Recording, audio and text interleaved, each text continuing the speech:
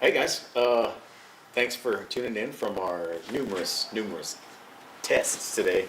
And if you can actually see, we're on time for once, and I've got everything pinned to our profiles, which is all right. We're batting 1,000 right now, right? We're batting 1,000. We're setting Set the tone. the bar way too high. Yeah. This is only week 4.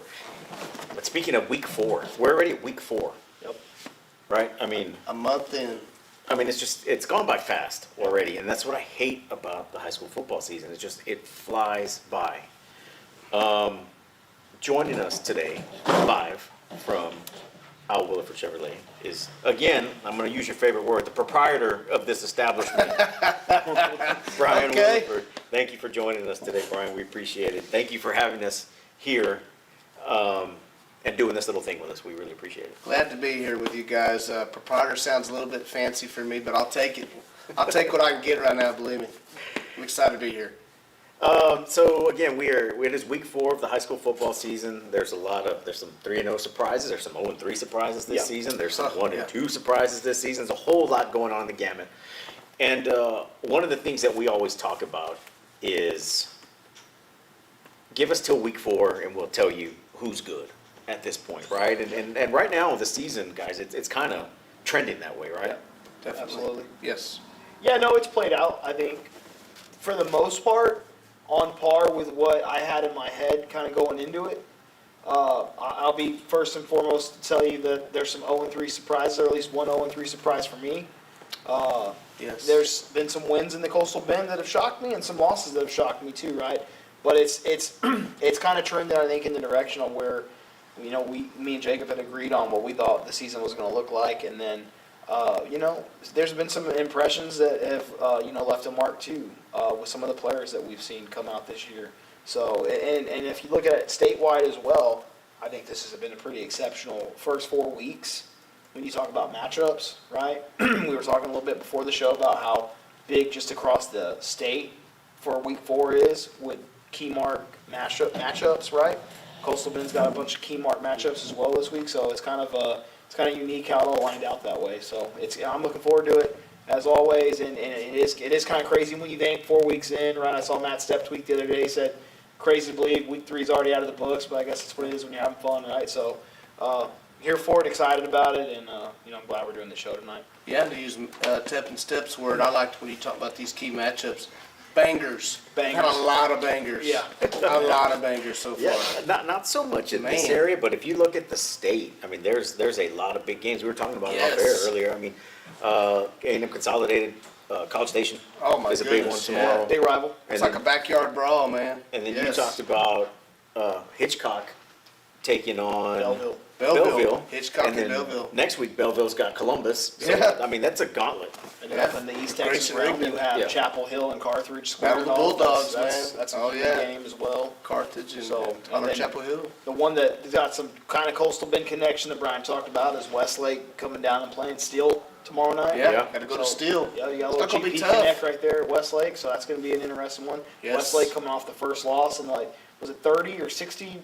I don't know. It was a crazy number Was it at home. Was it 20? No, it wasn't 20. It was a It was regular single season number. games. I think it was Regular 22 season regular season games, I thought, right? So- Yes, some Did I home send games, that to regular you? season home games. Let me look. Yes. You guys keep talking. I'm going to look real quick. So yeah, that was insane. But if you look at it, if you look crazy. at the fact, Atascocita was, by a lot of people's standards, has probably the most impressive resume in the entire state. Yeah. On who they played. I want to say they played Katy. They played, was it North Shore?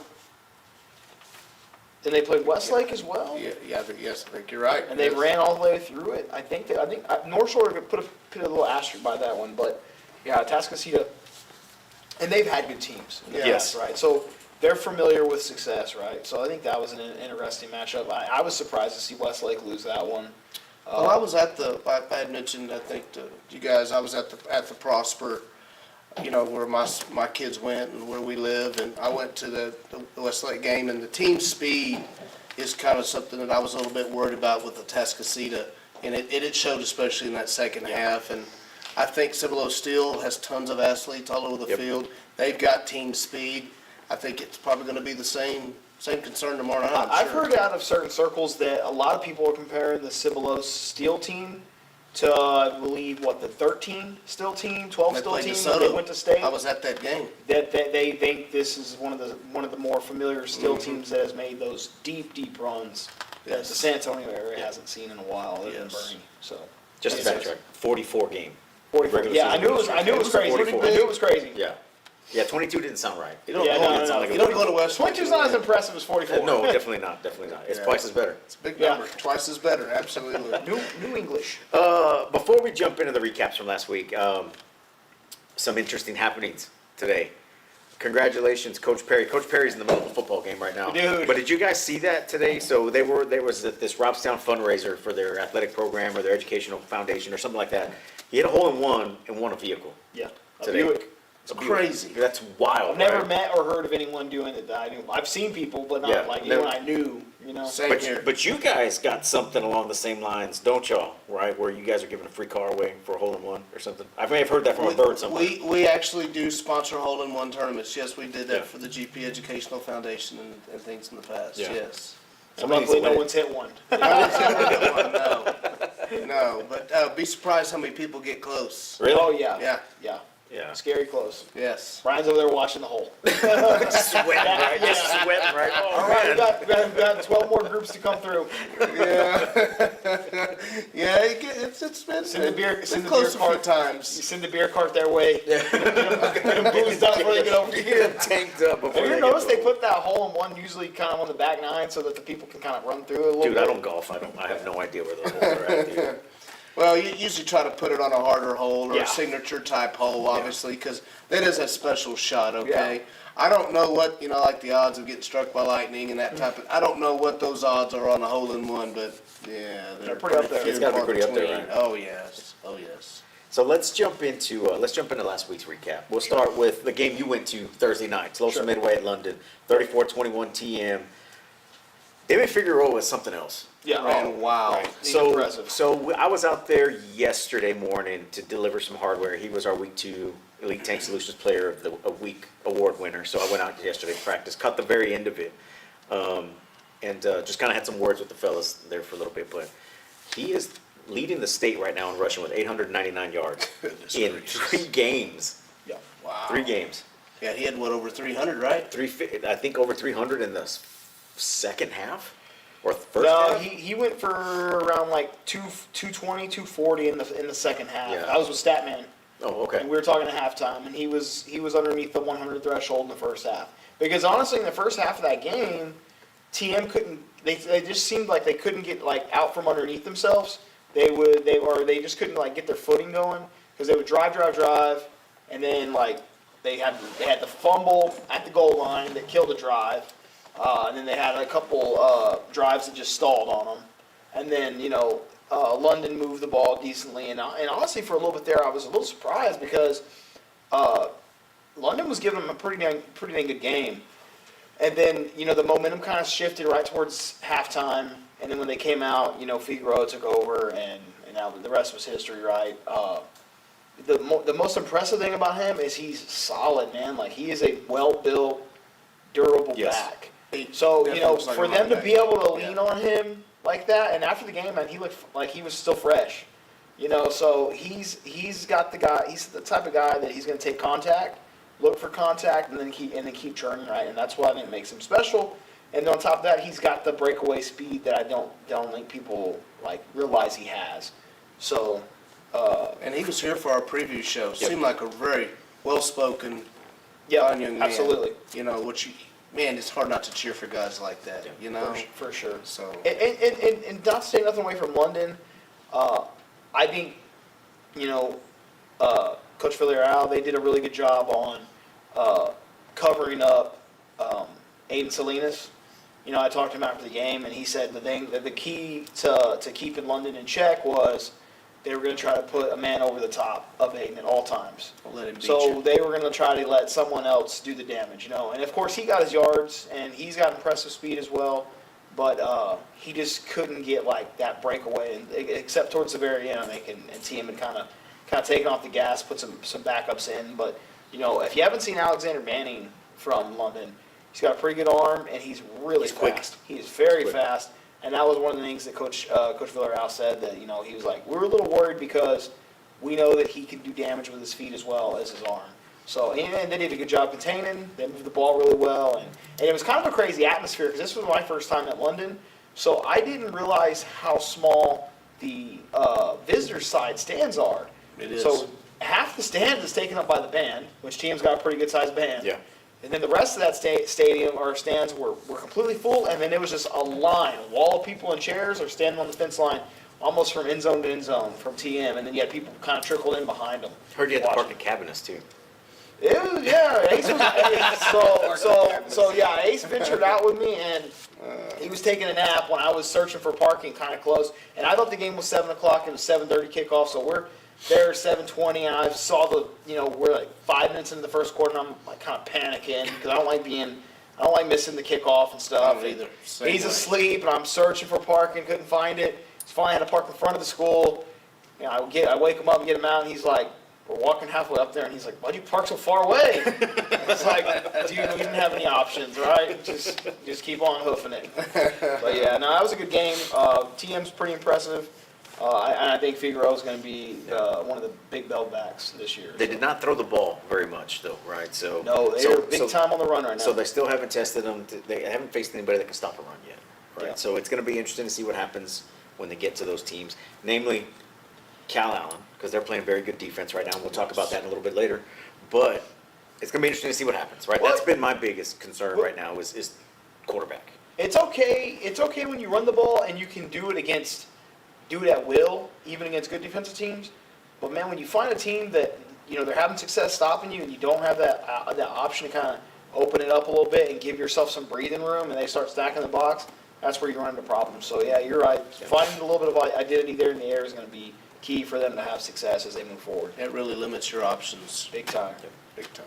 Next game on the docket, Carroll at Brownsville St. Joseph. Carroll made the trip down to the RGV, and Brownsville St. Joe snuck one in, 29-28. Saw that. Missed field goal at the end from Carroll that I think it was a 50-plus yarder.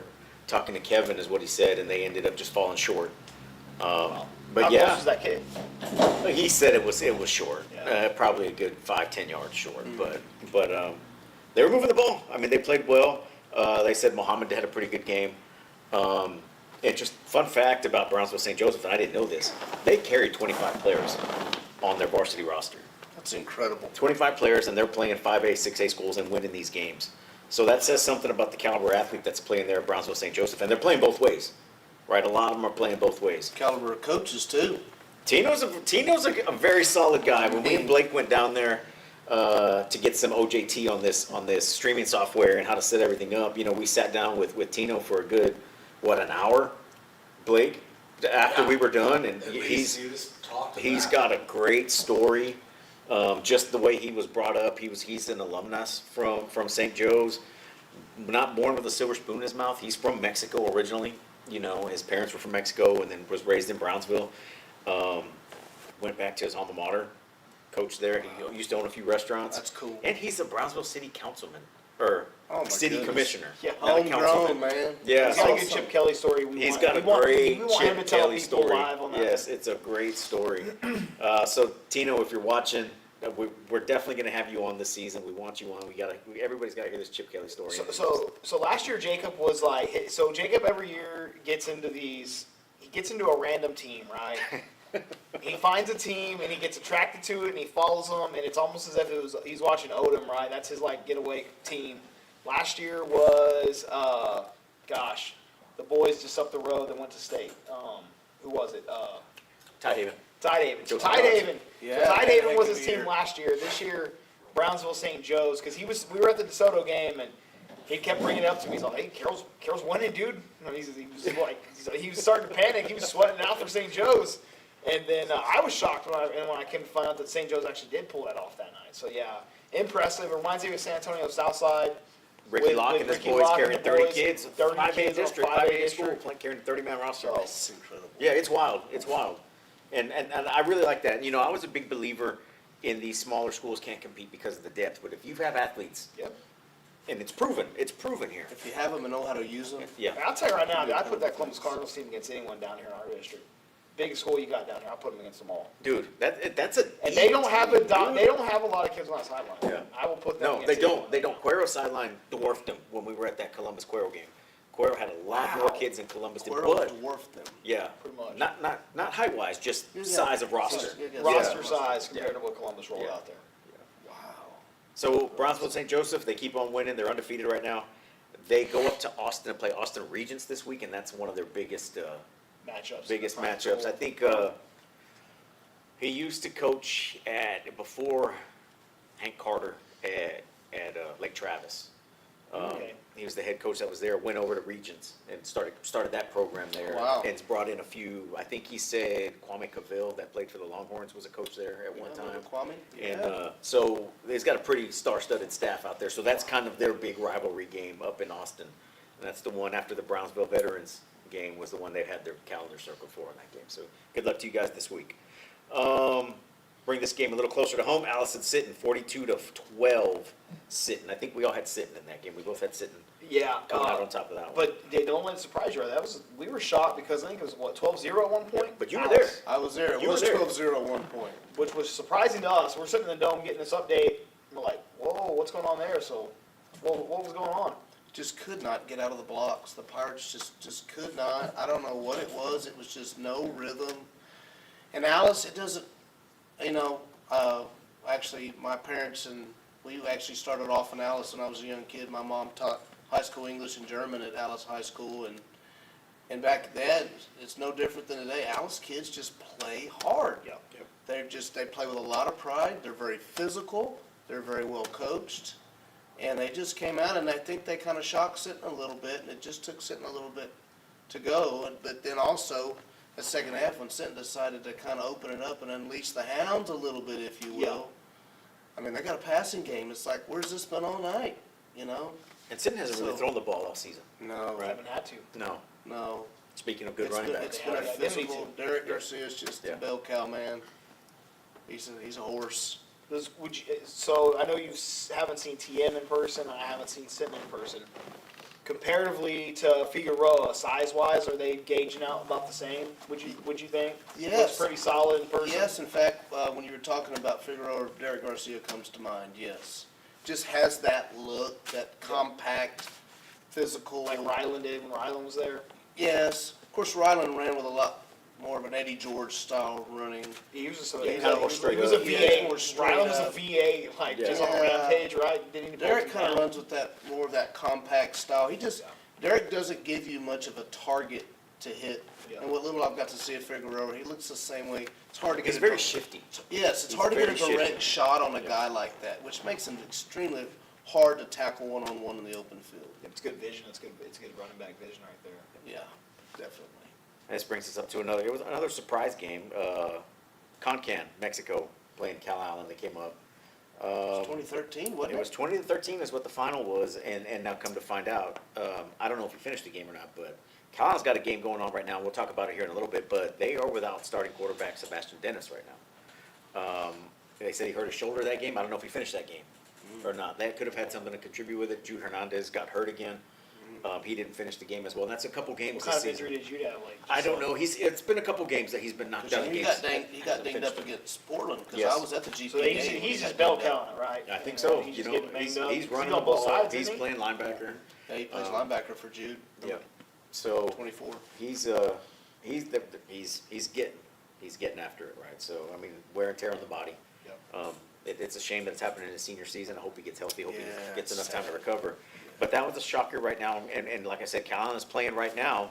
We'll talk about that after the break, but we'll get into that in a little bit. But yeah, that was kind of a head scratcher there. But now hearing about the injury situations, it kind of makes a little sense why they were that low.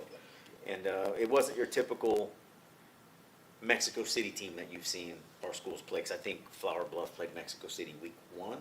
Yeah, that was the first time I'd heard about Never heard this Cancun team. having a team. Yeah. I have no idea. Right? I've always, Yeah. Monterey Tech comes to mind, Mexico City comes to mind, but I was talking to a buddy of mine, and he said that he was really impressed with the Cal Allen quarterback. He watched the GP Cal Allen game, and he said that he runs with, like, he's not scared to take a hit, right? He lowers his shoulder, takes on contact, and he's a pretty good runner as well, and he throws pretty decently, I believe, is what I was told.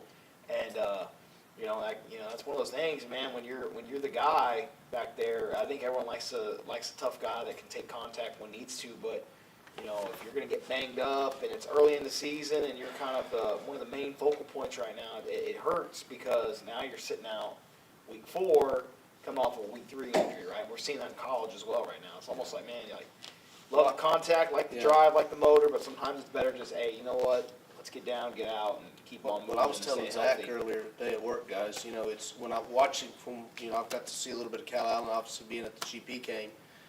It's obviously a new system, new coach, but it's kind of the same Cal Allen bully ball football, but just out of the shotgun. It's more of a power spread. They're still a downhill, physical running team. They're a 4-yard in a cloud of dust, kind of just that, the aura that they kind of have is like, we're going to come here and you're going to have to stop us. And then if you stop us, we'll do something else. And now the nasty slot T, but it's very similar to Cal Allen football. And it's one of the things we talked about when Coach Reeve got hired, right? It was, what offense is he going to run? What are they going to do? What are they going to do? And one of the things we said was, if he's a good coach, he's going to see what he has, and he's going to go that way. It's not. There's no need to recreate the wheel right now. We can install the offense as we go, little by little, and then it seems like that's what they're doing. He's because definitely adapted the players to the system. They are running the ball a lot, and he ran the ball a lot at West last year. I think he ran more than he threw for. Last season. Well, he runs a lot of RPO, right? His offense is RPO based.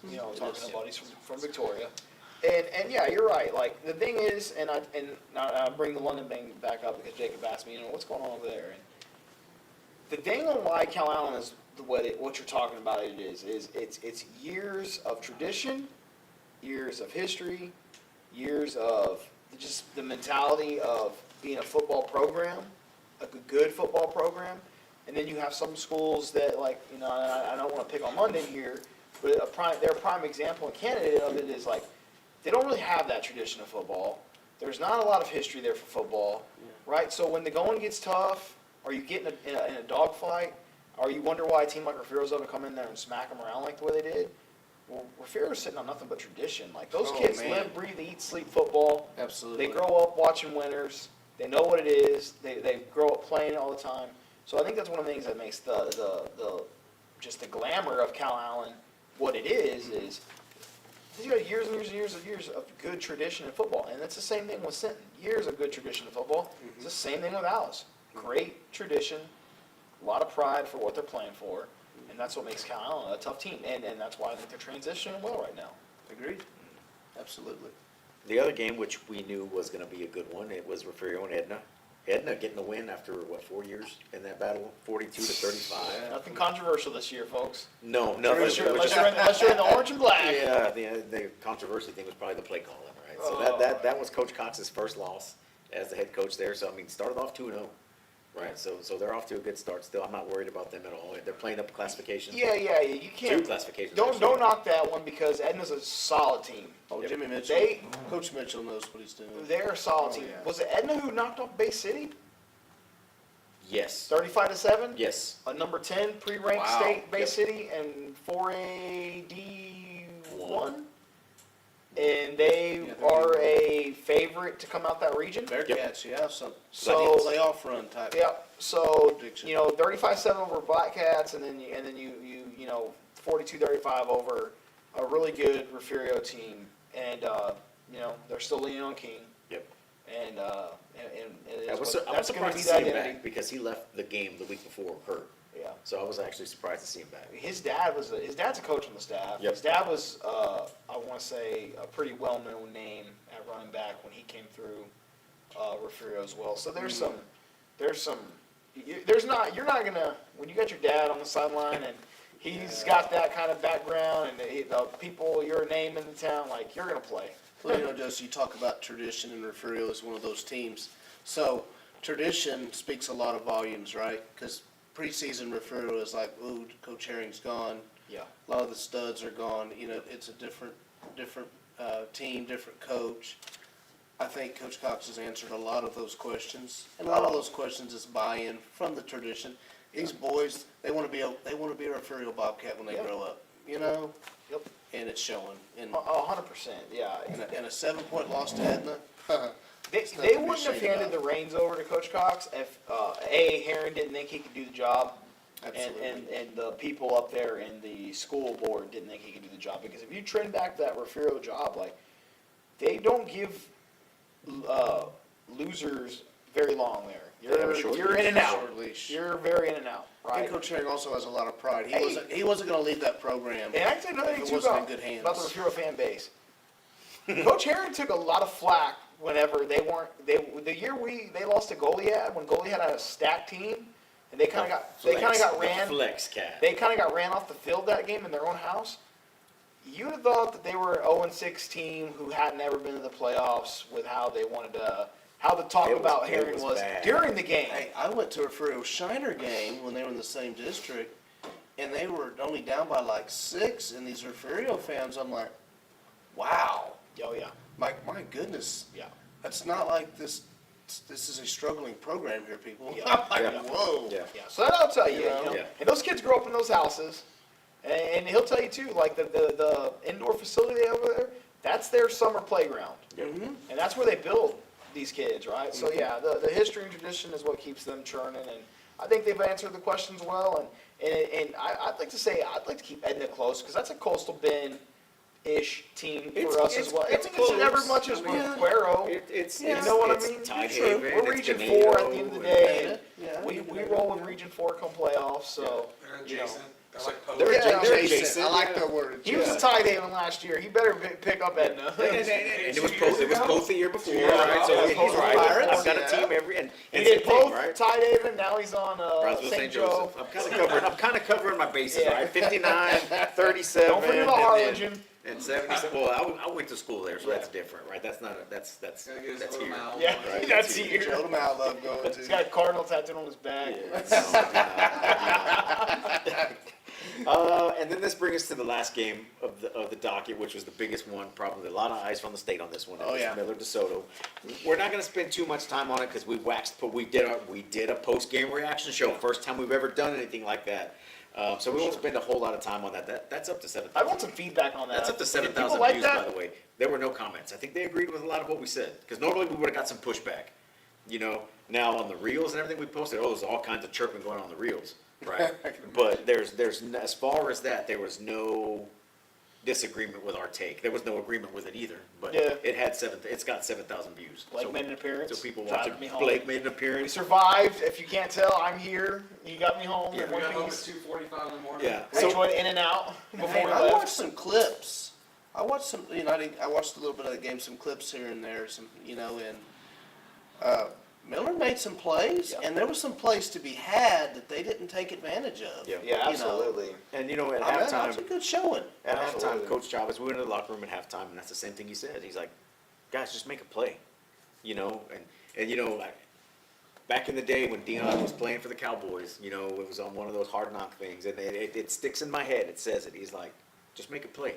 Play doesn't care who makes it, just make it, right? It doesn't matter who, and that just step up, make a play. Yeah. And And I'm sure some of that, hey, I'm in the dome, it's the mighty DeSoto, and I'm sure there's probably some of that. I you won't know. go too big into it, but I'll spill a little bit on this game.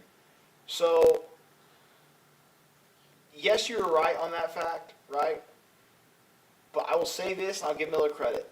They came pretty much ready to rock and roll, and we got there early. Me and Blake rolled in, kind of like right when, I mean, we were there pretty early, so we were kind of, like, when we got there, the Soto had a kicker on the field, that was it. Miller Killers were kind of walking around, looking around, and then they started trickling out, and, you know, they were ready to roll right off the get-go. It's awesome. They kind of got a little chirpy with DeSoto at the very beginning in warm-ups, kind of let them know, hey, we're not scared of you.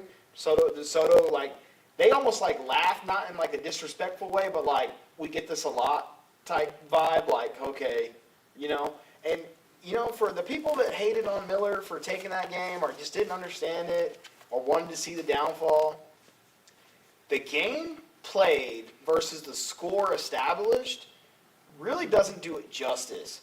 Because if you watch the game and you saw the difference in speed, the difference in size, Miller moved the ball. And to me, and even I kind of had this thought as well, once the first play happened and they tackled DeSoto, and I think, got in their head like, these kids are the same age we are. They button breathe, their eat, pants like we sleep do. just like we do. They put their uniform on just like we do. They kind of settled down. And the most surprising takeaway I think me and Jacob both had was the offensive line for Miller. They did a great job. They did not give up a sack. Now credit Trevor. That's awesome. Credit Trevor. He was very mobile. Yeah. He finally flexed and showcased his mobility, which I've been saying he's had it forever. He's great. He just doesn't need to use it a lot. He can stay in the pocket and throw. They just couldn't quite get that, like, 2 or 3 breaks on some of those plays that could have, like, kept that game a little more in reach in the first half. And, hell, they had a drive. I think it was 7-0 or 14-0, and they stopped DeSoto. They 3-and-outed them, and then they got a penalty. And the penalty gave them DeSoto the first down. They were able to turn it up and score, and then go up 21-0 at halftime, or whatever the score was. But at the time, it just didn't feel like, it wasn't the beatdown that I think people were expecting.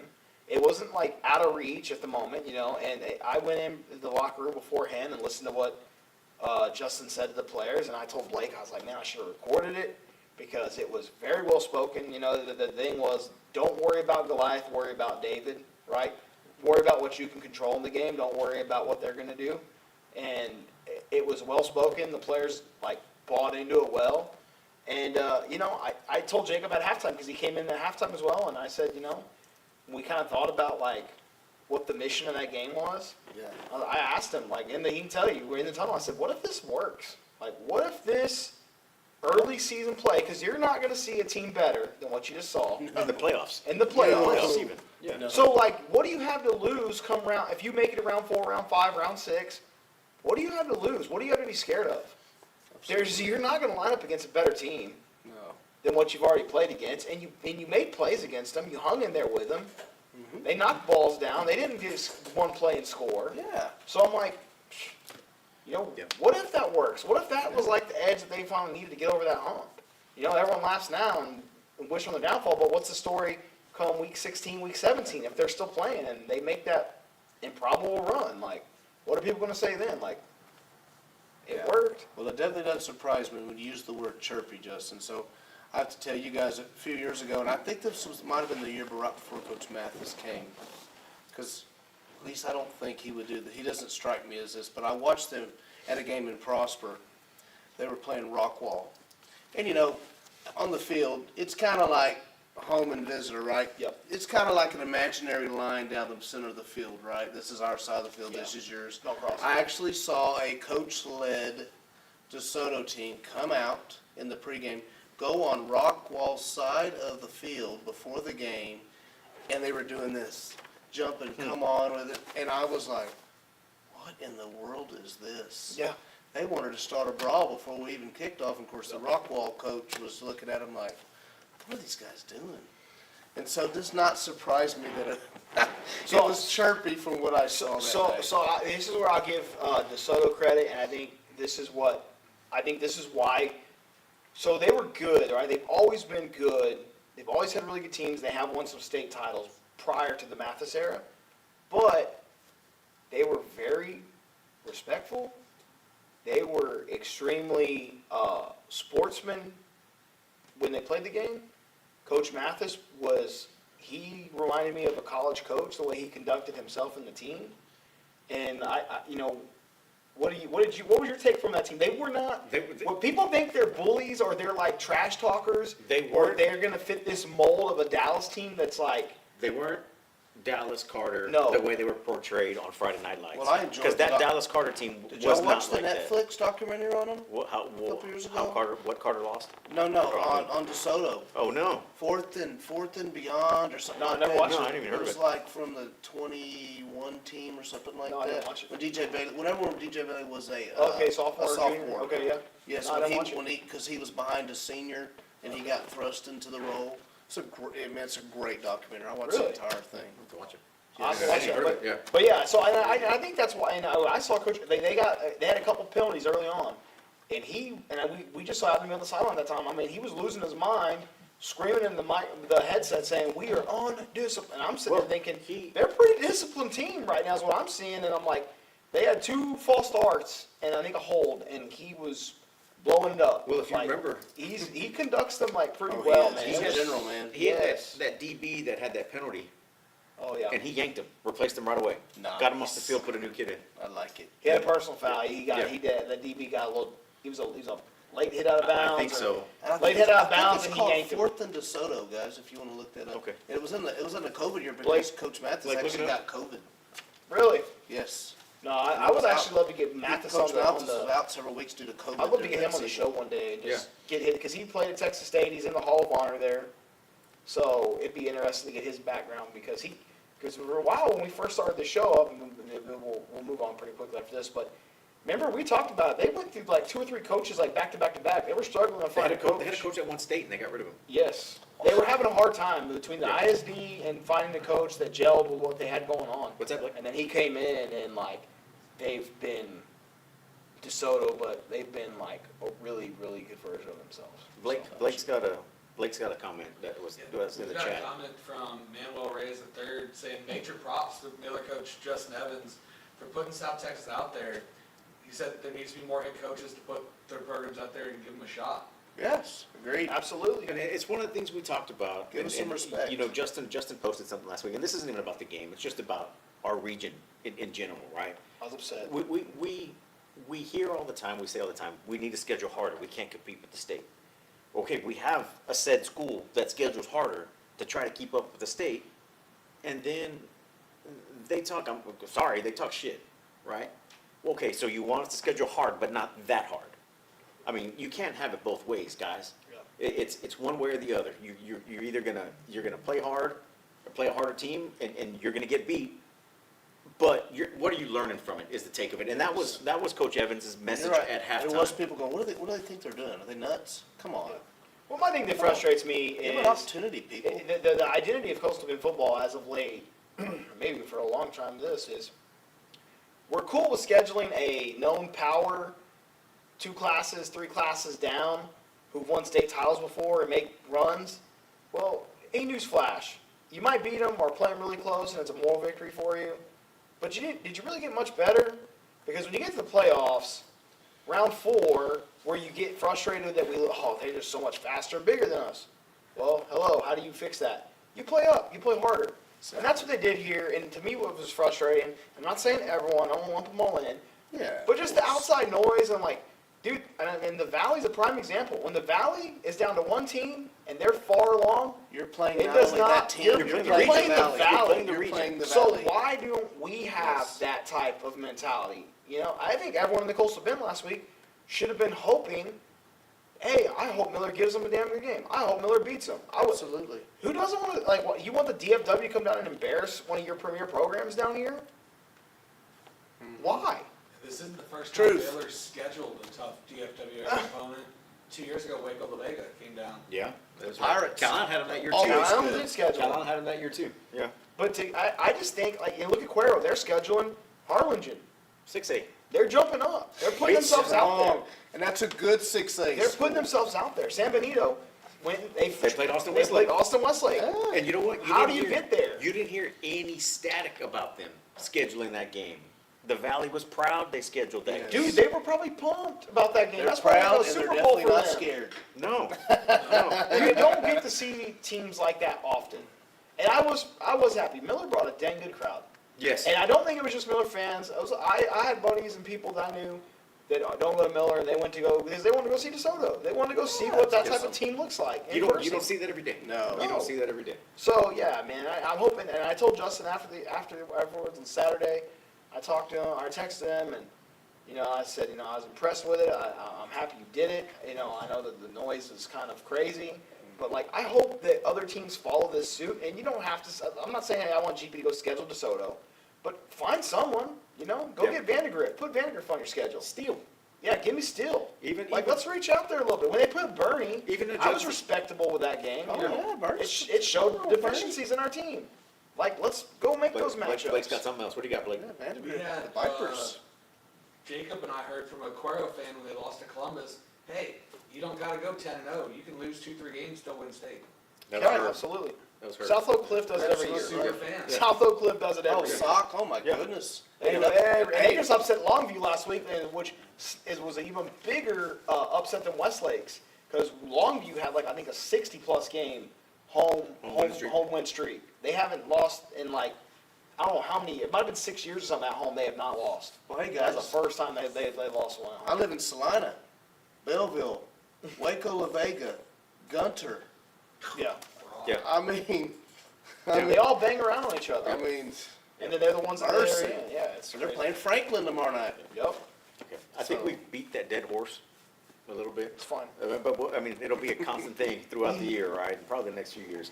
But we're going to take a quick break, guys, and when we come back, we'll go ahead and start looking at the games that are being played tonight and look at a couple that are going to be played tomorrow night. We'll be back.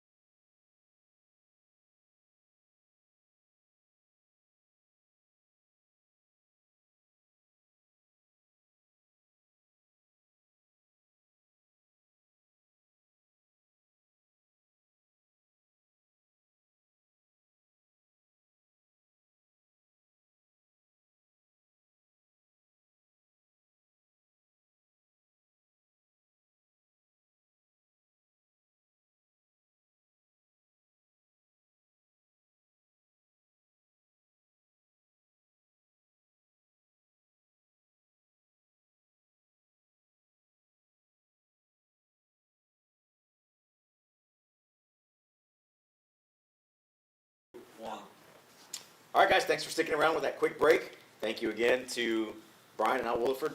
Sir. Guys, they've been in the business for a while. They're here in Portland. They're local. They're going to treat you right. Blake's buying this truck. But yeah, Blake's buying this truck right behind us. Yeah, Or it's looking Justin, that way. they may wrestle for this thing. We'll grease them up, try to get it on camera, see what happens here, right? So, We're gonna sign paperwork on the live stream. Pour some mud. but guys, if you guys are in the market for a new or used vehicle, come see our friends down here. See Brian, come see Zach and their team down here. They'll Sir. take care of you guys. They'll do you guys right. Absolutely. Tonight, I guess we'll start with the latest update we just got. So Cal Allen is playing Carroll right now, and Carroll is up 21-0. Surprise. 21-0. I think it's halftime. And Wow. and the reports I'm getting, so Sebastian Dennis is not playing. Number 15 is our quarterback right now. I'm not sure who that is. Blake, will you look who number 15 is right Yes. Or fans now? But watching. it's kind of they came out of the chutes and slop, is what it sounds like right now. And I think Carroll is But it's Carroll's 24-0 now. Carroll's played people tough. If you look at who they played, Yeah. they haven't run off the field. They've been in those games. Yeah. Looking in the past few years against Vets, they've given You know, Vets. But here we They go. have. So here we go. And this is coming right back home to where we were at the beginning of the show. It and is where halftime. we were at. Halftime. Okay. Outside of those top three schools that we talk about, and I said everyone else is a little ways down, and it's a scrum in there. So Alice beats Carroll week 1. Cal Allen beats Alice. Now Carroll's beating Cal Allen, right? So it's just like fitting the role, right, of these teams, and it's like, what team are you going to get that night? You know, there's no real clear cut outside those top 3. Well, really 4, because I'll throw Rafiro in the mix with Sinton, Flower Bluff, and Miller right now. Yeah. But everyone else is kind of equal footing. And, you know, It's kind of black and blue football. yeah, everyone's kind of on a real even playing field right now, and you're seeing it. That's, of course, Cal's got the injuries tonight. You know, you don't want to take away from them on that. But I also want to take away from Carroll as well, because Carroll's, we talked about in preseason, we thought Carroll was going to have a pretty decent team. We think Carroll can push for a playoff spot. Muhammad is a pretty darn good runner. I think he's up there with Figueroa and them. So it's one of those things, man, that I'm definitely a little shocked by it, but I do think Cal Allen fans are probably really shocked by it off of how they started so far. I think so. And Brian and I were talking off camera earlier, and I said this, guys, don't be a surprise. I'm not a Cal Allen hater. My wife's a Cal Allen grad. I call her brother, my cousin, her cousin, was on the those teams that played Lamarck in the semi, so it runs deep, right? My whole other side of the family's from Cal Allen. I'm not a hater, but I've said they haven't been tested yet. They have not been tested yet. Well, you're connected. You're plugged in. You got actual Cal Allen fans that's their team, but they're realistic fans that give you honest feedback. Because we don't always get to go see these games. No. We're kind of limited, right? I take a lot of heat on the Cal Allen hate. I think because I'm the GP guy and I don't sugarcoat it sometimes for them. They don't like that. But I'm getting my takes based off of what I'm being told by Jacob and his buddy, and then like just off some eye test things every now and then. And I have ties, you guys don't even realize that, the Willeford family, my dad and my 3 aunts and uncle all graduated from Cal Allen. In fact, I still have, my uncle has a church in Bluntsford. You're kind of tied in. You got He a whole played mix linebacker going for on here. he played you. linebacker. He's tied in everywhere. He's tied in He's from everywhere. Sinton, GP down, Alice. Yeah, in fact, most of my family still lives in the Cal Allen area. Okay. So, yeah, my cousins graduated from Yeah, Cal Allen. some So, Flower Bluff next. Yeah, I guarantee you he's plugged in there. yeah, Just so. me. But Connor Yeah. Klosterman, sophomore, is under center for the Wildcats. Yeah, I just got that. He's a sophomore. Yes. I think the stage may be too big for him right now because the reports I'm getting, he's not running very aggressive right now. And that's, if it's your first varsity experience coming in, which It's probably tough, is. dude. It's tough. It's a tough situation to be in. It's a It Carroll is. team that's not bad, No. probably reeling from that loss last week to St. Joe. So I mean, they're out. They're out for it, right? So, and that's what I had, Cal Allen's a running team. They're not able to run right now, looks like, right? Their defense can only be on the field so much. Well, you get one-dimensional, right? Yep. The quarterback running has been a big part of you moving the ball Yes. along with your running back, and you now lost that guy, and you're trying to lean on a sophomore who maybe ain't quite ready for the contact, Yep. right? And you're also trying to keep him protected because who's your backup plan after him? Yeah, playing C You know, is it rough. takes away a lot of your play calling too. Like, he only gets so many reps as a backup. He's not going to be as fresh on that playbook as your senior or your junior, who's the starter. So there's a lot that goes into that. So yeah, that's Absolutely. tough, man. But guys, we also gotta think from the neutral perspective, this is what a lot of people were excited about with the rezoning and redistricting down here, is we're getting more competitive matchups. We're not having a Betts or Miller run the gambit and poor Ray or Moody's gonna miss it on playoffs just because they're with Victoria. Now we're gonna get realistic matchups down here, and we're seeing, hey, teams can ball. Corpus and the surrounding areas are ready for it. Yeah, it depends. It depends the way you look at it, right? I mean, Cal Allen's district, it's not a very strong valley district, right? I mean, the teams that are coming out of the valley are not the best. However, Ed Couch is kind of on the rebound right now. La Joaquina? They're doing very well. I think they're 3-0 Really? right now. Yeah, so Wow. so they're looking pretty good. Are they the Ed Couch Elsa of the old? I don't know. We'll see. We'll find out. It's a district game. I watched them Right. play Cal Allen in the playoffs in the past. I did too. I saw him in '90. I was in Harlingen. It was the year we split schools, went to Harlingen South. We missed the playoffs. First time we missed the playoffs in almost 30 years. Wow. And that's when Coach Bob Boyd came in. Oh, man, I hadn't heard that name. Yeah, so he went in there and installed essentially, which was the spread back then, before it was the spread. And we had some struggles with it, and we lost to, actually, our quarterback that year was Brett Boyd, who just recently passed away. He was a head coach up north. He was our quarterback, and man, he could sling the ball. I think he went to Mary Hart Baylor, I think, after. But we lost the last game of the season to make the playoffs against Brownsville Rivetta. And that year, we went and saw Cal Allen play Ed Couch. This is a playoff game. And where was it? It wasn't an Ed Couch. Maybe it was an Ed Couch, but that was a wild game, man. And that was back in the day when that's when you were afraid to play Ed Couch. Right? Those Yellow Jackets, man, Yeah. they were tough. I remember, and I've told this story 100 times.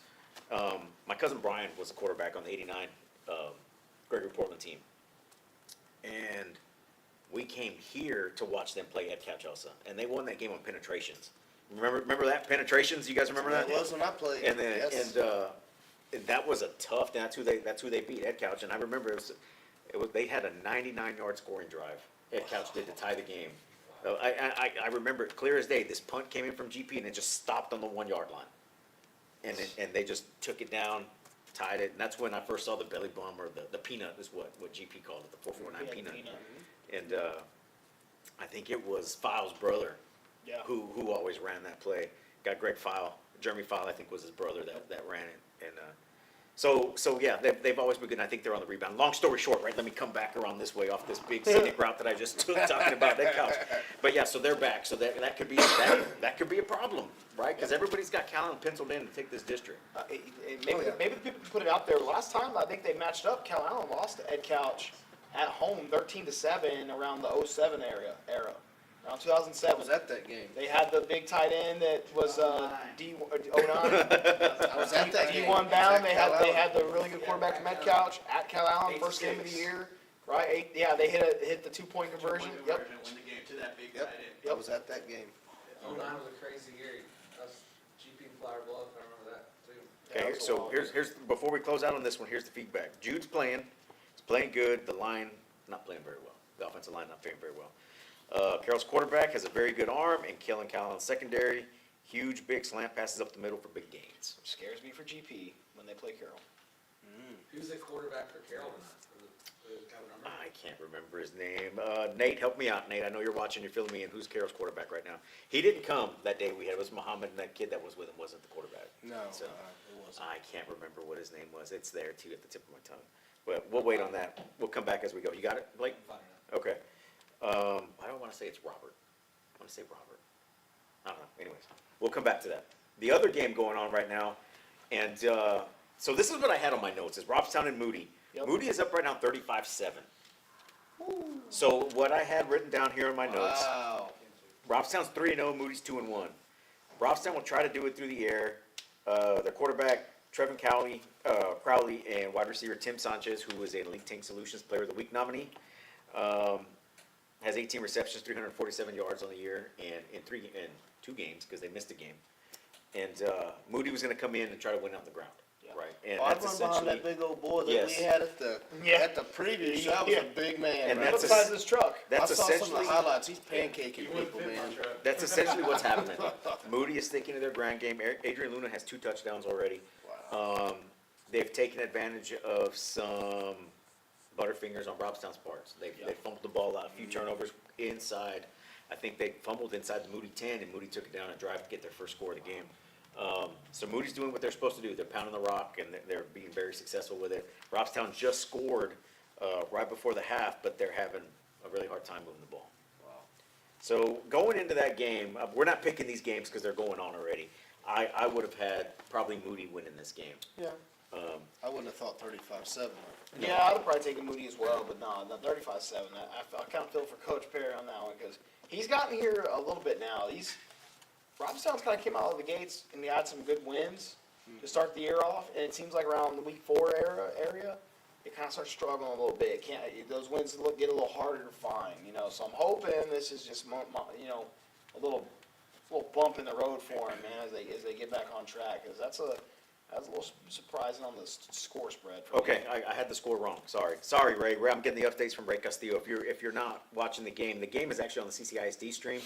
But if you're not watching the game, you can follow Ray on Twitter at Ray Castillo 361. They're actually winning 42-6. 42-6. Yep. Didn't expect that. No, I did not That either. big of a I expected it to be a close. I thought it was going to be a close game. I thought 7-10 points. Yeah. Somewhere in there. But we were talking about this district, right?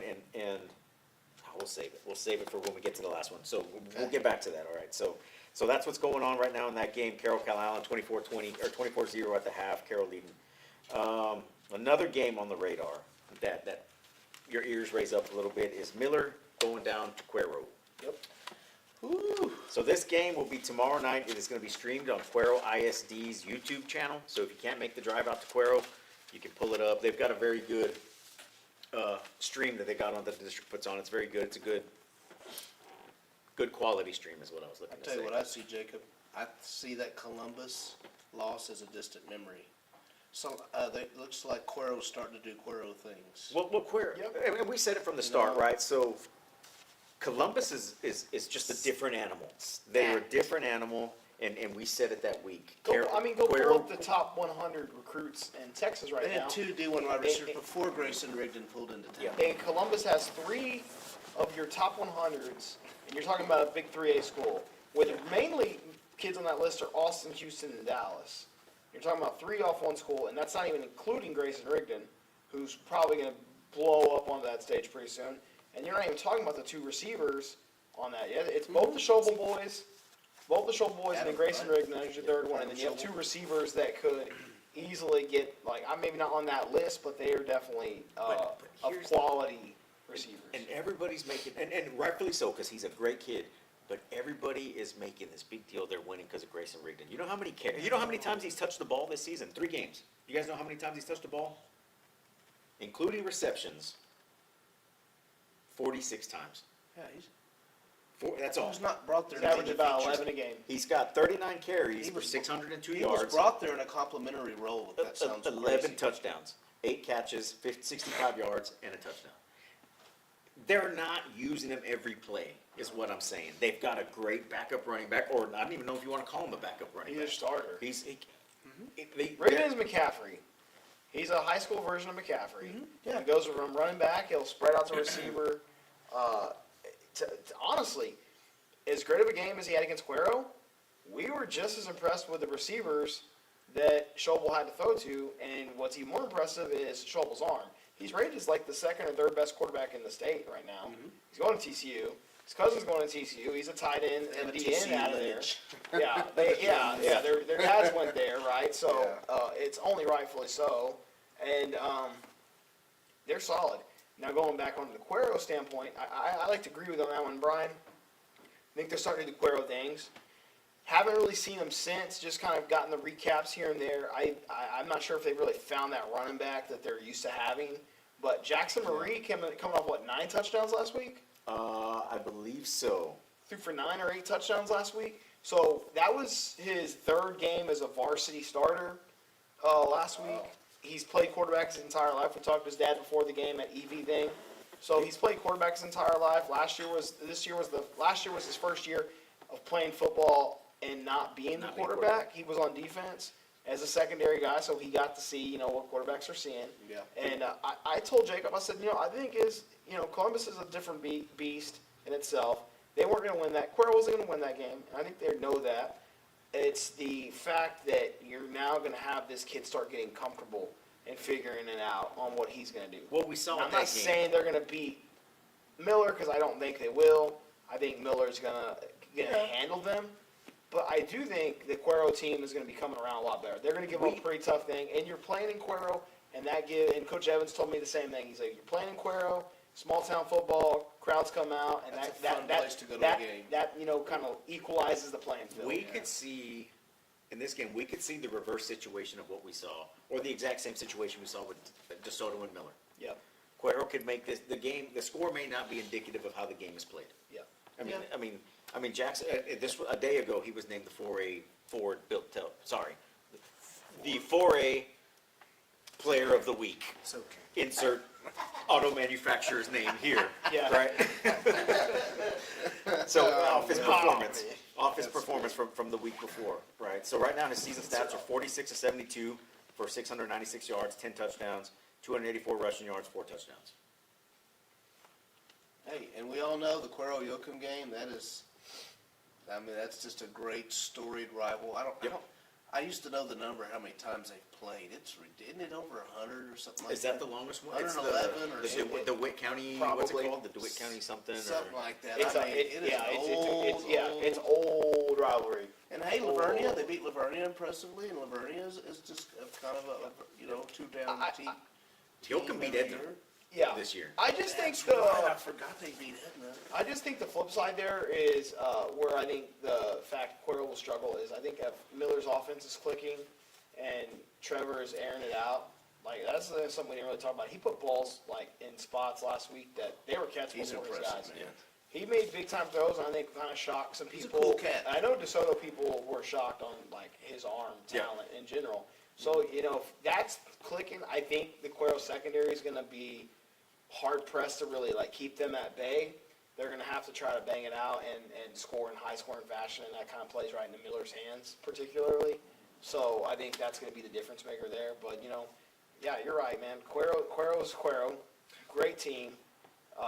Yeah, the Edna Yoakum Cuero matchup, that's all twisted in there. Yoakum's got a really good. A lot of people say he's a D1 receiver. He just don't know it yet. And they're very much Playing. like Refugio. Yep, If you're a boy Lot growing of up pride in and Cuero, history. you want Oh. that C on your helmet. absolutely. Yep. You want to be a gobbler. Yep. You know. So that'll be a good one. That'll be a good game. That'll be a very good game. If you don't have nothing to do and you want to go see a really good matchup, drive on out there. And if you don't watch it, you can watch it on the stream. Yep. And they have a good stream. It's got an old vibe to it. They I want to say their announcers are kind of old school, so it reminds you of the radio guys Oh, that's talking. cool, man. Now, guys, I mean, you Miller guys that aren't going to take the trip, it's going to be a biased broadcast. Just letting you know. Oh, because, yeah. Because it is a Cuero ISD stream, right? So it's not. So they like the guys on Varsity Blues. Yeah. So just be forewarned, guys. Be forewarned. They got time for that holy goody stuff. Yeah. Do you want to? Yeah. Do you want to take a break, or you want to jump into our last Take a little break show real quick here? and then hop right into it. Okay, we'll take a break, and then we'll get into our game of the week, guys. We'll be right back.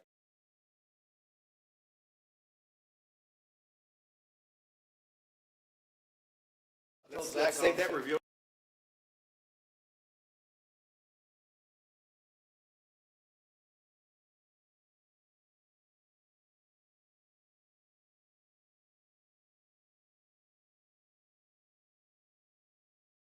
Chevrolet or a quality pre-owned vehicle, our friendly sales professionals are eager to help. We also have an amazing full-line service department featuring genuine GM parts and accessories to keep your vehicle running and looking its best.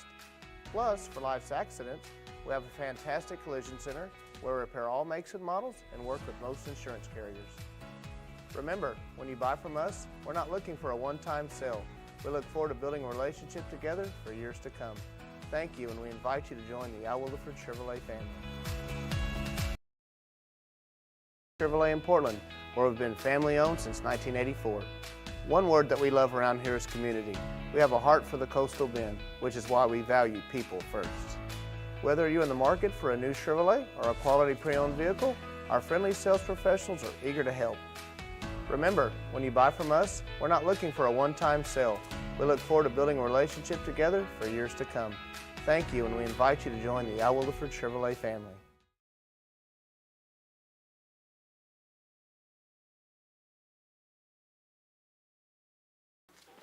Guys, thanks for sticking around. I know there's a whole lot of things going on today. It's Thursday night. You got team dinners tonight. There's some football going on tonight. There's probably some junior high football going on right now, some JV football, right? So there's a lot going on. So if you guys are at your Football. yeah, if you guys are at your halftimes or whatever, we appreciate you guys watching. Again, we're here live at Willeford Chevrolet in Portland off beautiful Highway 181. Sir. It used to look a lot better with all the construction. Yeah. Right? I mean, used to look a whole lot better.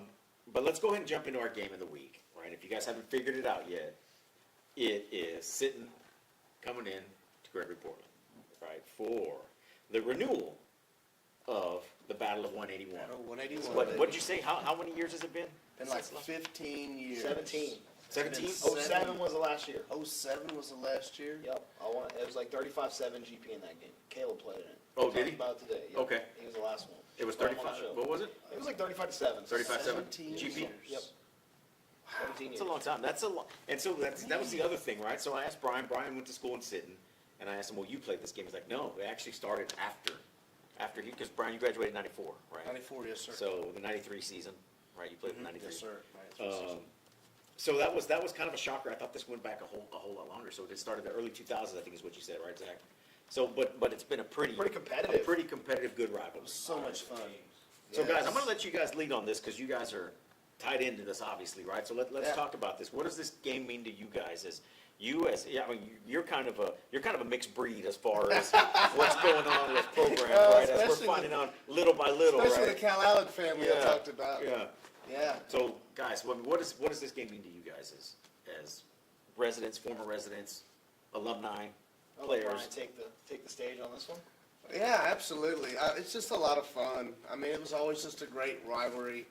I think it was kind of a lot of banter between the two towns, and I think Sinton people, we just thought, oh, they're a bunch of snots over there in Portland, and the people in Portland probably thought, oh, they're a bunch of hillbillies over there in Sinton. So it was kind of, always a fun little.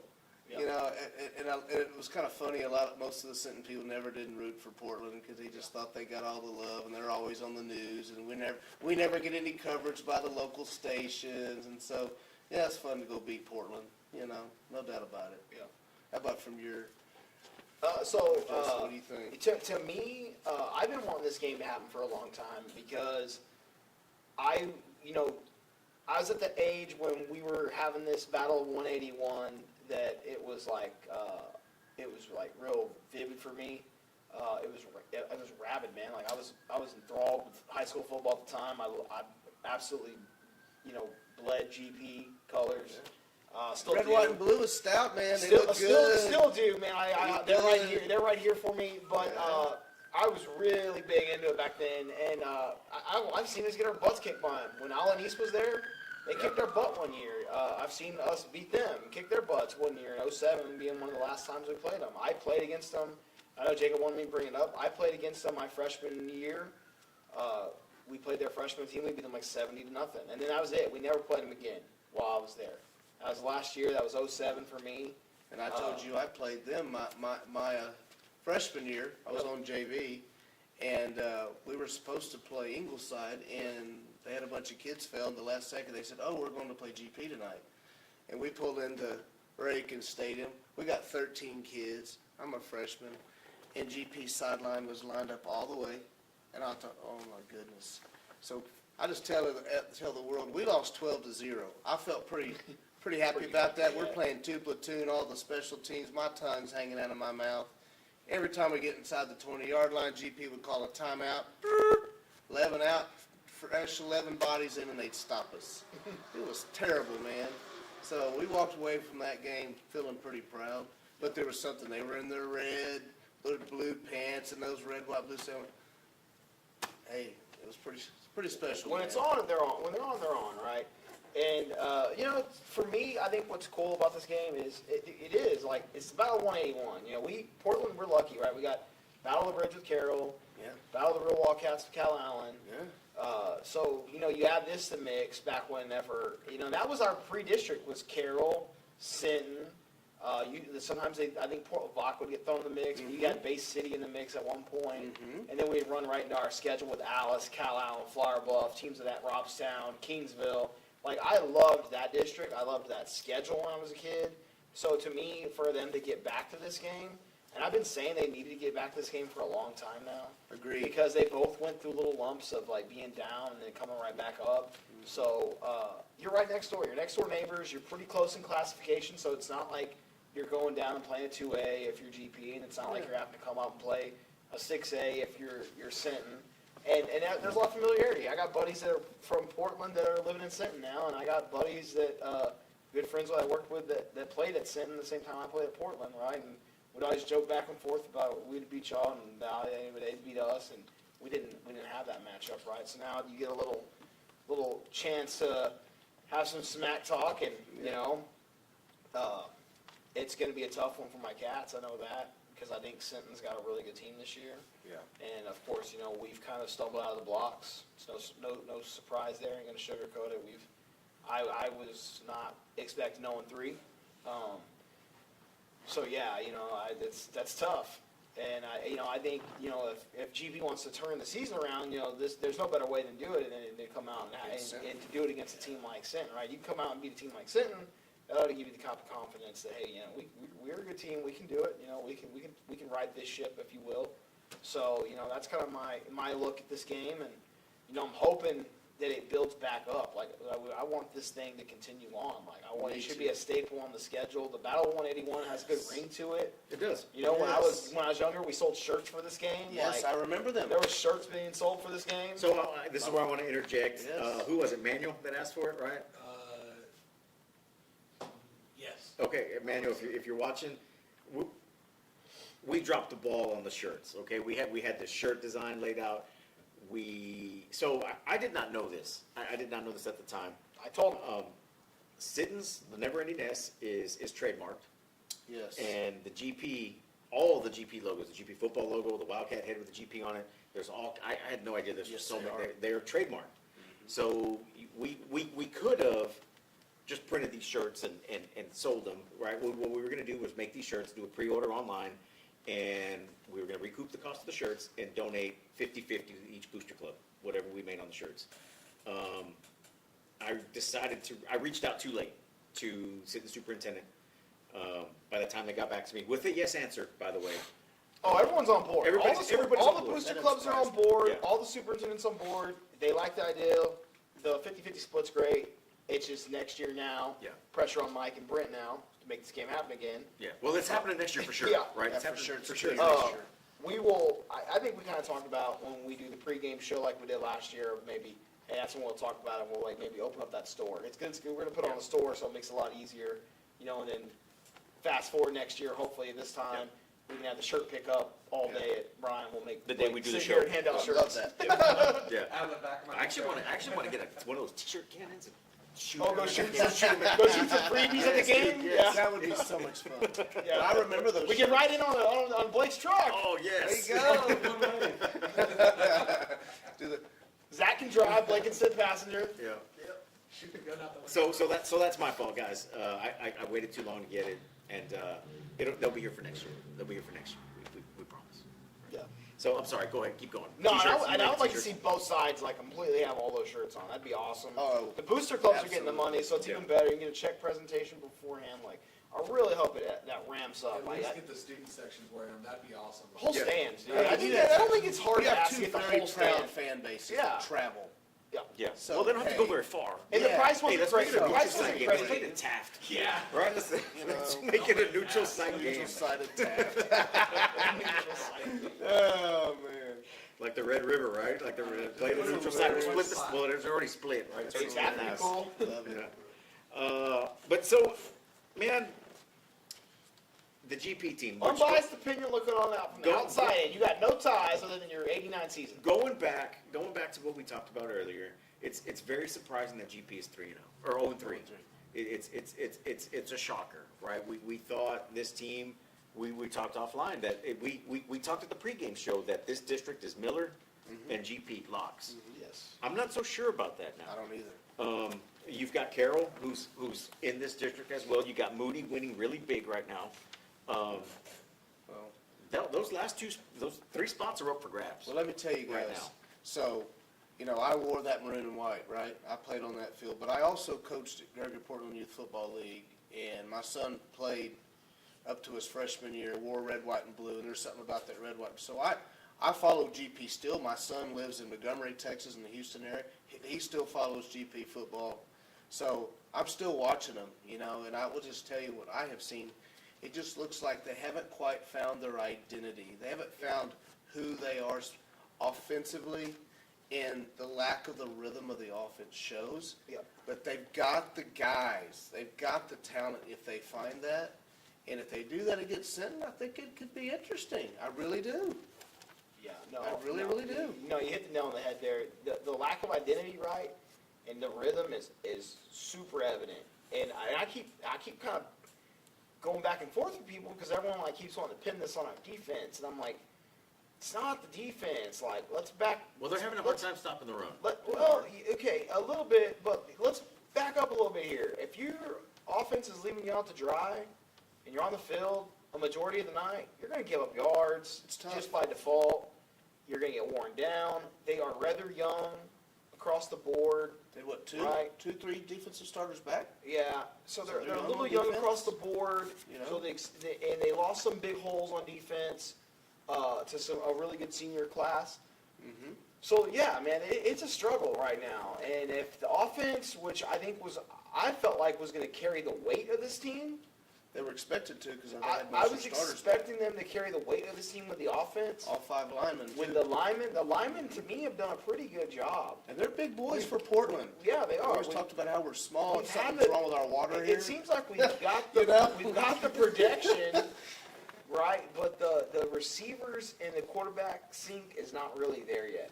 No. And when it's not clicking, you can't just expect to dominate to run and bail you out, you know. And they're getting in these situations where, you know, that they go, and then they stall. And then they you know, go 3 and out, and your defense is getting left out there. And it's a lot of it is reminding me of last year against the Bluff. And Jacob knows how I feel about that game. Yeah. So That was hard. it was tough. It was tough to watch. So I didn't see him in the Callum game. Just got the updates. Jacob kept me informed of that. Didn't see it last week. I was informed of those buddies that went to the game on how it went. You know, I kind of kept up with the score a little bit. And I saw him against Alexander, and I was left wanting a lot more after Alexander. Saw the deficiencies. So yeah, Hey, I was at the Cal Allen. They had it. They had their opportunity. yeah. Just 2, 3 little mistakes here that were the difference. They could have won that game very, very well. Could have won that game. So yeah, you got to find the identity. You got to find the rhythm, and if you can do that, and Sinton comes out slow in the first half, like they have been coming out, Yes, they have. the opportunity to make this a really tight knit matchup, like we're wanting here, and if you're a GP fan, you're hoping for, is there. Mhm. But if you continue to stall, can't find the rhythm, and with what Derek Garcia and Sinton bring to the table, that defense is gonna be in for a long night. So that's my concern, being a GP fan and just Yeah. looking at it from the outside in on what it is and what Sinton is. And I told you at the beginning of the year, I got Sinton in that top 3 for me right now. So it's gonna be a grind, and I'm curious to see what we've done to correct this. I'm excited to see Sinton in person this year finally, and I hope Mike yells at me after I make my pick tonight. Oh, and so we tried to get the coaches to come on the show as well for this part of the show, but we had so much stuff going on this week. No, we normally do our shows on Tuesdays. There was so much going on this week, we had to push to a Thursday. So they're at their JV They're at the games JV and freshman right now. So they're all in games, Sinton yeah. right now. Maybe next year on Wednesday we can press. And then, well, I mean, No Tuesday night football and no Thursday night football. Wednesday is usually pretty free. And they're 2 great guys. Coach Davis said, "Hey, I would love to help out if I can get there late enough or what have you." I said, "Coach, you go do what you got to do." I completely understand. He was definitely in, and it's just he's out doing his responsibility. Mike didn't want to sit next Those to you. kids are coming up. Oh. He said, I'm not sitting next to Justin. I'm gonna bring that. You know what? Dude? I'm gonna find that picture from Sinton that he's on that TikTok for. Oh, and I'm gonna have you get guys that. seen I'm that? gonna get that Have you guys autograph, seen that? dude. Oh, yes, I'm gonna force him to give me an autograph. He's gonna sign that, he by has the way. that picture in his office. Because I've seen Yeah, it yeah, before. yeah, he I've seen does. it before, and I think when we went that first year when Right he next to came Soul back into Ross town, helmet. yeah, Yep. I think It's he's so got that Ross picture. helmet. Oh yeah, Yeah. man, that thing is wow. Yeah. I'd grab a photo. Yeah. But in this one, guys, I think if I have to pick a winner, Zit's clocking at number 7 right now in state rankings right now. They just bumped up from 10 to 7. Wow, from 10 to 7, I Yeah. didn't even know that. Wow. Tough. And just go. I think Sinton's going to do just enough to come out on top of this game. And I know you guys may disagree, but that's just what I think. I ain't picking against my Cats here. Give me the Cats, dude. I'll take the Cats in an upset. I'll take the Cats. in an Brian, upset. do you want to? You don't have to. You have to sell cars to both Yeah, towns. you don't gotta have do to. this. So let me just tell you, okay? Because I've obviously everybody knows I've got Wait. I've got a foot in each camp. Do we want to show the surprise before we do this, or you want to do it after? We'll leave it up to you. Show the surprise after. Okay. Let's show the surprise after. Okay, Yeah, okay. let's do that. So I personally think if GP can get out of the gate, because that's what Sinton struggled to do, and can make it close, I really do think GP's got a legitimate shot. I really do. And I've watched Sinton, and they're strong. In fact, I saw them the last 2 weeks. They were super strong. Yep. But Coach Davis, it's a great coaching staff, a lot of pedigree. Please forgive me, Pirate Nation. It's sure hard just for me to see GP go 0-4. Ooh. It's really hard for me to see GP go. Has that happened? Has GP ever gone 0-4? Man. Has it been a long time When ago? I played with Coach Troutman, he'll forgive me and love me. We still love each other. We had some bad times in 2012 and 2018 area. Man, I don't know the last time GP I got wouldn't be able. 0-4. I can look it up. Let me see. And, hey, you're at Wildcat Stadium, man. That It's has an to, equalizer. that's an equalizer. It has to say something. It means something. You know, it just really means something. So I got you locked in on GP? See what he's doing to me? Man. Do I We have, gotta take Brian through the stadium tomorrow, do, so. do I have to pick? No, you don't gotta pick. It's like I'll put that on But I ourselves. really have a difficult time seeing GP go 0-4, so man, it's gonna be close. It's gonna be. It's tough, right? Man, look It's at that, even, I mean, they I haven't been just- 0-4. I ain't gonna lie to you, man. man. Sims is a good squad.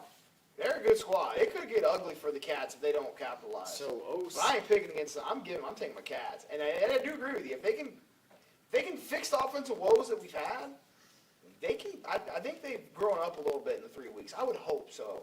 I think would they think could so. push you. I think they could push you.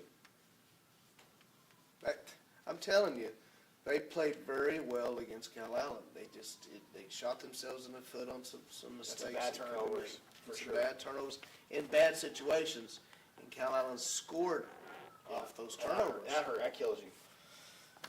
You Well, know, it says once a pirate, always a pirate, Brian. good thing you don't live here. don't back me You in a probably corner. Have, probably have some toilet Yeah. paper in your trees or something, eggs in your house or something, but. Hey, dude, Sin fan up there in Austin in Arlington. Arlington. That's, he might- that's manual. That's Yeah. Okay, so let me just tell the world of Sinton Nation that's being too hard on me now. I live in Salina, guys. Y'all know that. I have worn my, Sinton versus everybody shirt in Salina, and after we skunked them 9-0 in the state tournament in baseball, so I get some nasty looks. So people know I love my Sinton Pirates. Okay, but I mean, my kiddo played for GP, guys. So and I coached at GP against Sinton, which was hard. But so, it's I got to get a little bit of pass, guys, from everybody. A little bit of love. You can just go to the game and enjoy the show. Yeah. That's what That's you what can I'm do. gonna do. I'm gonna go over there and yes, I'll be wearing GP type colors. Let's say that. Well, it helps that Chevrolet's got a blue logo. Yes, I'll be wearing my Willeford blue hat. So we do have a surprise. We flubbed on the shirts, but we do have a surprise. This makes So- up for it. So we Brian and Zach had an idea, and we kind of helped facilitate, make it happen for this thing. So, do you want to go get it, Zach? Oh, it's here already. It's Okay. here. So, you switch the camera to Brian. Just switch the camera to Brian. Can you see me? Can you see me do anything? I'll hand it over to you. Yeah. So, Coach Davis, Coach Troutman, we got to keep this going. Got a great idea. we always like to do something, right? We like to throw something to throw the stakes up in games, right? We created the back road brawl for Taft and Odom, and we've helped. Brian and Zach have furnished a trophy for this game, for the Battle of 181. Pretty slick. So this will be handed out tomorrow night to the re-inaugural. Is that even a word? Of the Battle of 181. Reigniting. I'll just follow you, Reignited. man. If you say that. Yeah. Reigniting the flame. Winner of this game gets to keep Can you zoom in this on that? in their trophy case. And then next year, when we do it all over again, the winner will either keep it in their trophy case Hand it over. or it will go hand over to the other team. Super excited about this. Slapping of the decals. And I got some Wildcat decals and I got some Pirate decals.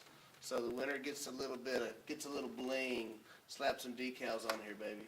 Yeah, so instead of the traditional plaque you have on a trophy, what these guys have decided to do is use the little pride stickers, right? The award Yes. stickers you get on your helmet. Sitton's got a pirate flag, GP's got the Wildcat head.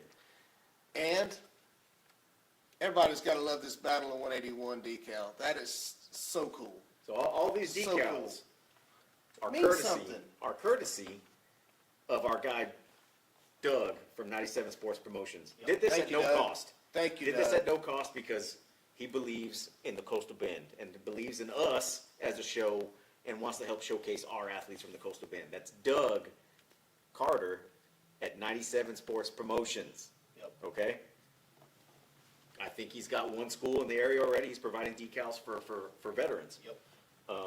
Couple comes down for the Coastal Bend show. Comes down, he came down to the coaches convention, shook some hands, kissed some babies last He season. provides for our baseball team. I mean, it's top quality decals. I mean, these are, You put those right up next to Hey, what, yes, what, sir. what some of the local I mean, look at schools that. have down here, and they're, and both it's of right these there. decals, guys, are very iconic. The never-ending S in the football logo with the GP. I mean, I gotta say, man, the red, white, and blue, and that maroon and white, I mean, it's slick. So I'm I'm excited excited. to be a part of this, to help give this out Me tomorrow. too. Brian and Zach will lead on this thing. I think they're gonna come in on a truck. That's what the plan is. I'm just gonna do what I'm told, because I'm gonna be in football mode. I can't wait. So, you guys got anything else on this game before we go? No, I mean, I think you knocked out of the park on this one. It's exciting to give the trophy away. I think it's unique. Yes. We definitely, when we started throwing this idea around before, it took off, the thing was unique trophy. Let's do something different than a gold football, which everyone has. And what better Yeah. way to be able to put that on your trophy case? It's Exactly. different. And the pride sticker, It's to almost like show. it's almost like the golden hat, right? Because the Yeah. players can put it on. Yeah, you the know? pride sticker Absolutely. to show who got it that year and how many times you won it. Hopefully it keeps this matchup going for years to come. Yeah. And it just adds more flame to that fire, right? There's And, gonna be a maroon sticker or yeah. a red, white, and blue sticker on this thing tomorrow yeah, night. it'll be sitting in someone's trophy case. They gotta bring it back, or we're gonna hunt them down. So before If we, Mike wins it, I guarantee he puts it on. oh, definitely. Oh, I'm no not doubt. gonna tackle you. Yeah, and every point stands. Three-point stance, get out of the way. Bring it on, Mike. Before we go, we have one more announcement to make, and that is for the Elite Tank Solutions Player of the Week winner. We had 4 nominations.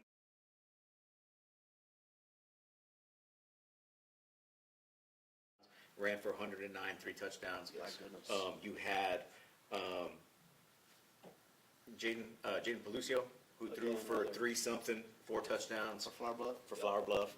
Then we had Derek Garcia, who's a 2-time nominee already, Yes. who ran for close to 300 yards and 3 touchdowns last week against Dallas.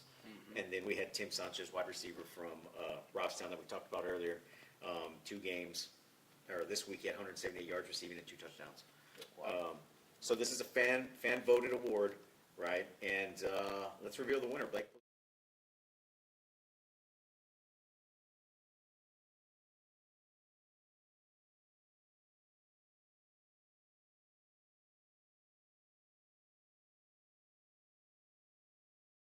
Tim, Gage, we'll get out to you guys. You've got to, I mean, you had to shut it down after the day you guys have had. You had a Player of the Week winner, you had a hole-in-one. Yeah. Something had to give today, Wow. guys. Something had to give. You couldn't, it couldn't Football have been gods perfect. kind of came in and did right that shit. And I want to say too about the player of the week, because I saw some stuff pop up on our feed when we put the nominees up here. There's a couple requirements me and Jacob talk about when we go ahead and select the nominees. It's got to come off of a winning effort from your team. If you've already won one in the season, it kind of stinks for us because sometimes they've already won a previous one. Figaro's a prime example. He's coming off of one. Should he be on this list, or could you argue for him to be on this list? Rightfully so. Sure. But we want to spread the wealth of the Coastal Bend, and that's part of the reason of doing these for the kid from Robstown to get one of these awards like this. We're trying to spread the wealth a little bit, right? So bear with us on the picks. And then sometimes we miss the stats. Snell snuck in there with the stats. So we get a lot of stuff sent to us, or we'll get stuff from the paper, or we'll get stuff. Coaches send us their max prep stats. So we'll look at the stuff that way. Three Rivers is kind of. I mean, Snell should have been up there last week too. Or Yeah. was a wide receiver who had 2 kick returns for a touchdown. He had I think 12 tackles. He caught a couple passes. That guy would have been ripe for a nomination, but we never saw it. We never Three saw it. Rivers can easily be off the radar. Yeah, because They're they're in a kind weird of spot. in no San man's land. Antonio, Yes, they're in no Corpus, man's who's land. going to cover them, right? Yeah. Them and Pleasanton are kind of in that. And George no man's West, land. right? George All West. that little Yes. mix right there. Yeah, right? so when you post these, keep in mind, winning effort, someone who hasn't already won one of these things, especially close back to back, and then get those stats in so we can see what we got and go with it from there, man. And of course, as the season goes on, sometimes the stats bear out. We might only have 3 of that week or whatnot. So Yeah. so So, and I think somebody had chimed in with the Skidmore Guy had 200-something yards rushing. Gotta again get them that to us week, and before we, yeah. before we pick it, man. So, We're trying to get out there quick. We try to get these out on Monday. We try to get the awards going out Monday. And don't forget, guys, you can vote twice. It's on X, Twitter, whatever you want to call it, and it's on Facebook, right? So you get 2 votes. And a lot of times people only see the Facebook, and it's a landslide in Facebook. But you go to Twitter, and it's totally opposite of what you're seeing there. And then we combine those results. And that's where we get our winner from. It's not just one poll. We actually, and I take screenshots of the numbers. That way, if people say, hey, well, I've got receipts. Yeah. There's the numbers right here. You know, we Yes. try to keep this on the up and up. We don't try to cheat anybody. Yeah, I mean, absolutely. So again, thank you, Stephen and Nicole at Elite Tank Solutions for providing for our awards this season. Again, 3-time sponsor. Three-time sponsor, 3-time dude. sponsor for us, man. Thank you so much. So these guys, I mean, they believe in us. They believe in us. South Texas athletes. So we appreciate it. You guys got anything before we go? Well, I also want to just thank you guys for the opportunity as well, and I just think what you do is really awesome because it's all about creating some love, some respect, some notoriety for Region 4. Yeah. South Texas football, I mean, let's just be real, we don't get a lot of love, don't get a lot of respect from the state of Texas, don't get a lot of coverage. Yeah. And you guys bring a lot of light to it, and I think it's awesome, and when you look at Region 4, a lot of hard-nosed, physical, prideful football is played on Friday nights that a lot of people don't know about, and honestly, the kids don't get recognized, and the coaches don't get recognized for it. So thank you for what you guys do, man. Oh, absolutely. You know what? Before we go, I'm going to get yelled at. Hang on. I'm not gonna. It's not in a bad way. I have to give a shout out because this guy's been messaging the page the last couple of weeks. AB Martinez, Yeah. Crystal City. Okay. They are 3-0 right now. They are used to being everybody's homecoming game. Yes. And They they have are been. on a tear right now. So they're 3-0.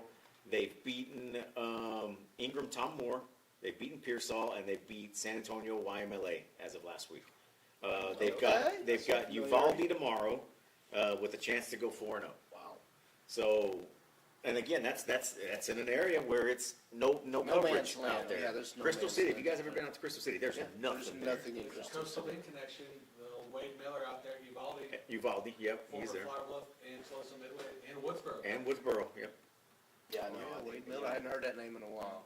My old O-line coach. Wow. But, so congratulations, Javelinas. We are watching, we're keeping track. Are you the team that I jump on this year? Probably not. But we're St. definitely Joe's. keeping tracks and we will get props where props is needed, right? And those guys have been down for a while and it's good to see that community's happy about what they're doing and taking pride in the program again.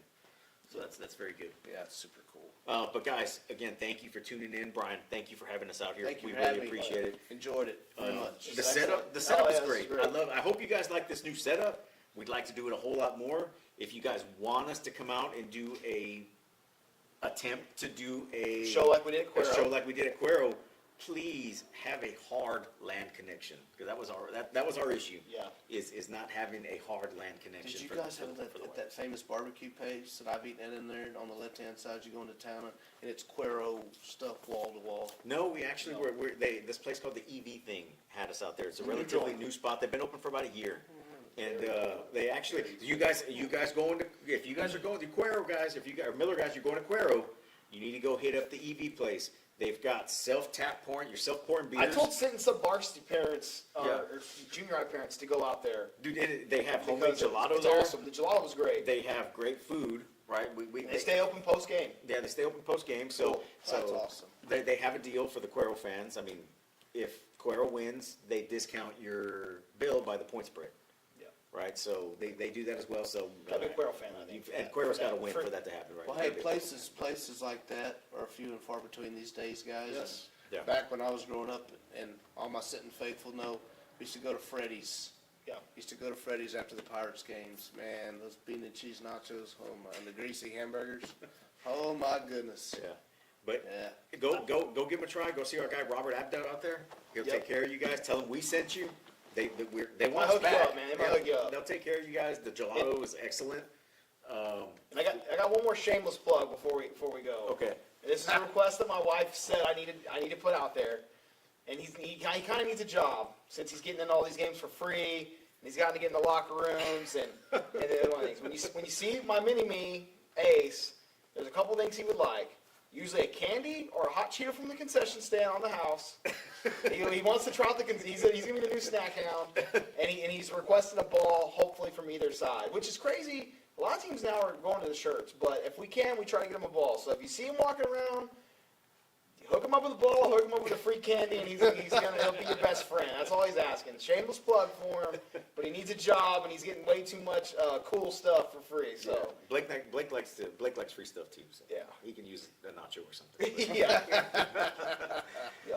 Guys, again, thank you for everything. Brian, again, thank you. Zach, Yes, sir. thank you. guys. Blake, I mean, we can't thank you enough for You're the everything man. you're helping with this show and helping us grow. Top-notch production. Dude, big time, big time. I can't see that side of the camera, but I heard it was pretty awesome. I was his bodyguard last week. He went and bought a camera while we were in San Antonio, by the way. Random Facebook. We went all the way to Helotes to go buy that camera after the That's game. crazy. And I've been telling people, hey, I know this guy. And Dave Campbell's, man. He's credited with these photos. Yeah. I'm like, I know that guy. He's in the magazine. He's It at 11 Yeah, times. that's pretty cool, man. was great work. Again, guys, thank you again. We appreciate you guys watching, and we'll be at Sit and GP tomorrow. Next week, man, we're going to do a canned show again. No, I'm on days. So show will be back on Tuesday again, normal time, live. Probably not like this again, but it'll be from our computers. Send in your stats. That's the biggest thing. And feedback. Feedback on how you're all liking these shows. Yeah. For real. Yeah, give us It feedback. helps. Shoot us a message. Hit us on Facebook, Twitter, whatever. Shoot us an email at stfunltd@yahoo.com. Share, subscribe, like, dude. Come on. Yeah, Spread the wealth. help us grow. We need to grow that YouTube page, man. You tell your friends, go start hitting that subscribe button on that YouTube page, man. We need to grow on there. Like Coastal and Bend subscribe. football on the map, man. That's Yeah. what you want. Yep. Yes. Again, guys, thank you, and we'll see you next week. Enjoy the games.